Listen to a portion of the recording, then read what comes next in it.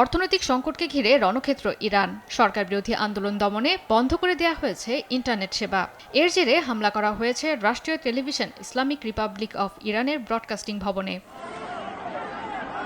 তবে দেশজুড়ে ইন্টারনেট সংযোগ বিচ্ছিন্ন ও গণমাধ্যমের উপর কড়াকড়ি থাকায় খবরটির সত্যতা নিশ্চিত করা যায়নি। বৃহস্পতিবার সামাজিক যোগাযোগ মাধ্যমে পোস্ট দেয় আন্তর্জাতিক ইন্টারনেট পর্যবেক্ষণ সংস্থা নেটব্লকস। জানায়, চলমান বিক্ষোভ দমনের অংশ হিসেবে সরকার ধারাবাহিকভাবে ডিজিটাল সেন্সরশিপ জোরদার করে। ফলে দেশটিতে ইন্টারনেট সংযোগ মারাত্মকভাবে বিঘ্নিত হয়েছে। সংস্থাটির দাবি, এই ইন্টারনেট বিচ্ছিন্নতা এমন এক সময়ে ঘটেছে যখন দেশজুড়ে জনসাধারণের জন্য যোগাযোগ অত্যন্ত গুরুত্বপূর্ণ। অভিযোগ, বিক্ষোভ চলাকালে তথ্য আদান প্রদান ও মত প্রকাশের অধিকার সীমিত করতেই পদক্ষেপটি নেওয়া হয়েছে।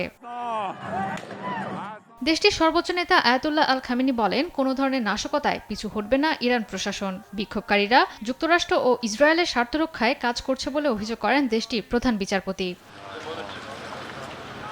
গেল ডিসেম্বরের শেষ দিকে মূল্যস্ফীতি 40% ছাড়ায়। এতে বিক্ষোভ ছড়িয়ে পড়ে দেশটিতে। 11 দিনে 31টি প্রদেশের 110টির বেশি শহরে ছড়িয়ে পড়ে বিক্ষোভ। এতে প্রাণ যায় অন্তত 45 জনের।